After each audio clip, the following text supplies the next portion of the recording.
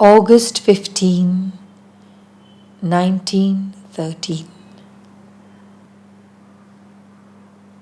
In this even fall, thy peace deepens and grows more sweet, and thy voice more clear and distinct in the silence that fills my being. O Divine Master, thine is all our life, our thought, our love, all our being. Take unto thyself once more what is thine. For thou art ourselves in our reality. August 16, 1913. O love, divine love, thou fillest my whole being and overflowest on every side. I am thyself, even as thou art I, and I see thee in each being, each thing, from the soft breath of the passing breeze to the glorious sun which gives us light and is a symbol of thee. O thou whom I cannot understand, in the silence of the purest devotion, I adore thee.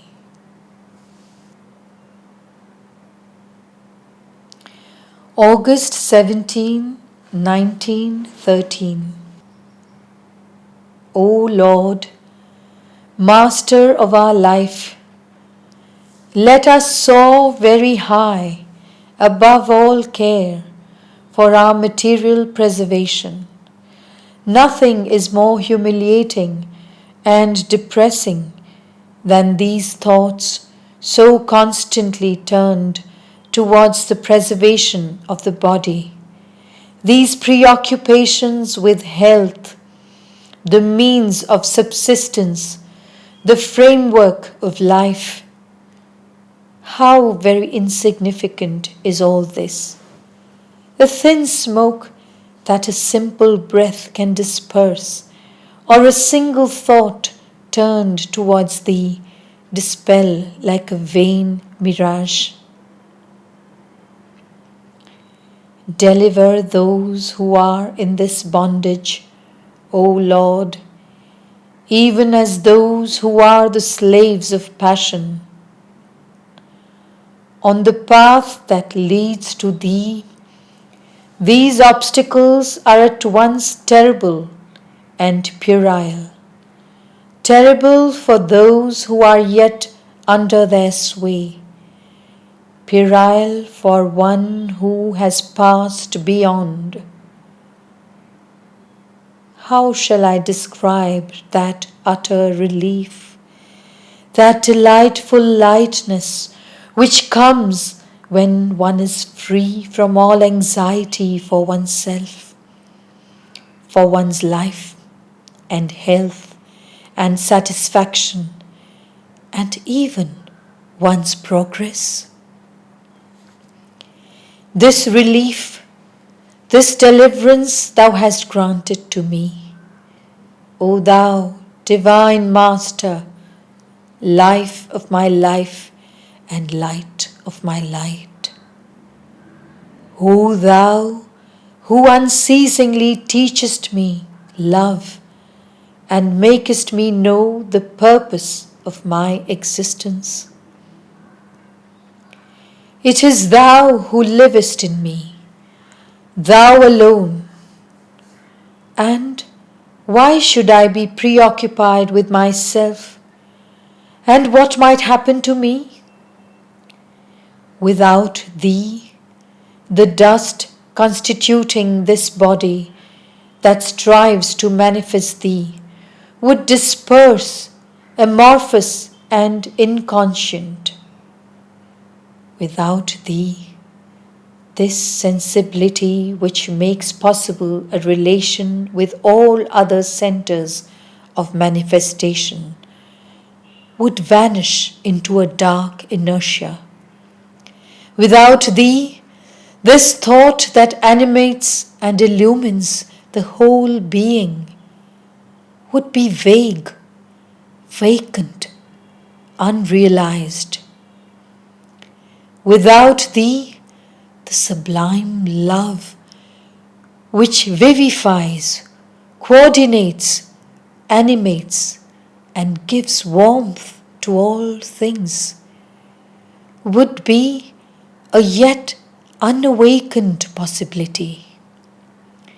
Without thee, all is inert, brute, or inconscient. Thou art all that illumines and enraptures us, the whole reason of our existence and all our goal.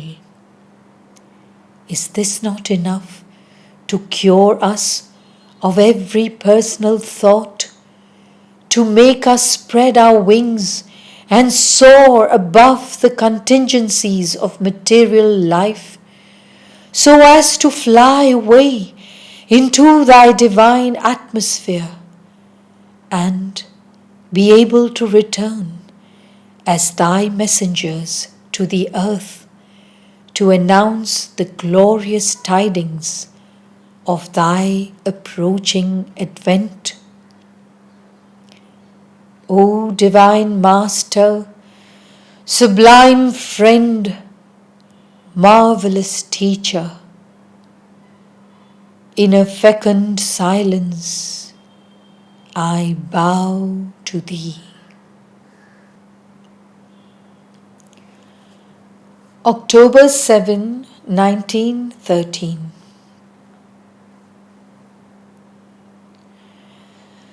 This return after an absence of 3 months to the house which is consecrated to thee, O Lord, has been the occasion of 2 experiences.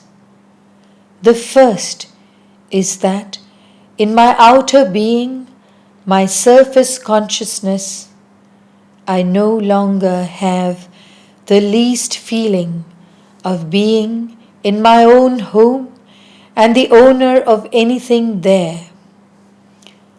I am a stranger in a strange land, much more of a stranger here than in the open countryside among the trees.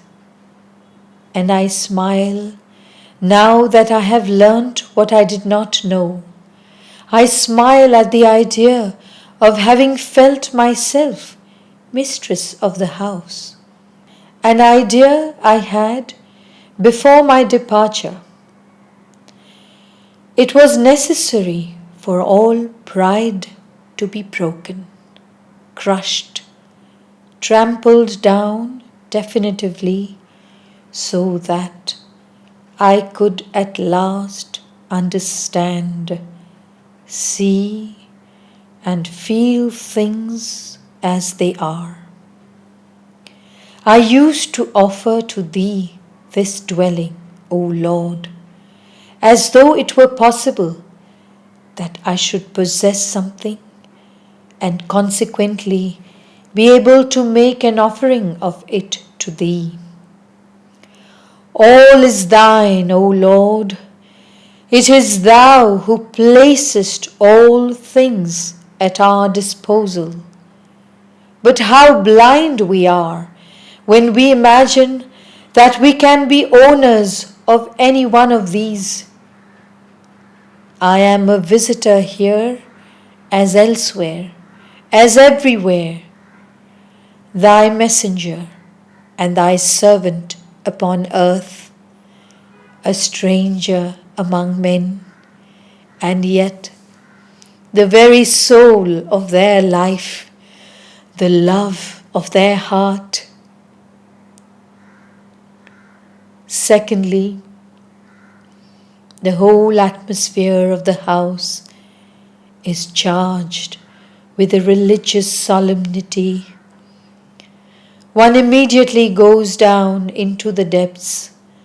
The meditations here are more ingathered and serious. Dispersion vanishes to give place to concentration. And I feel this concentration literally descending from my head and entering into my heart. And the heart seems to attain a depth more profound than the head. It is as though for 3 months I had been loving with my head, and that now I were beginning to love with my heart. And this brings me an incomparable solemnity and sweetness of feeling. A new door has opened in my being, and an immensity has appeared before me. I cross the threshold with devotion, feeling hardly worthy yet of entering upon this hidden path, veiled to the sight and as though invisibly luminous within. All is changed. All is new. The old wrappings have fallen off, and the newborn child half opens its eyes to the shining dawn. November 22nd, 1913. A few minutes passed in silence before Thee are worth centuries of felicity. Grant, O Lord, that all shadows may be dispelled, and that I may be more and more Thy faithful servant in constancy and serenity. Before Thee may my heart be pure as a pure crystal, so that wholly it may reflect Thee. Oh, the sweetness of abiding in silence before Thee.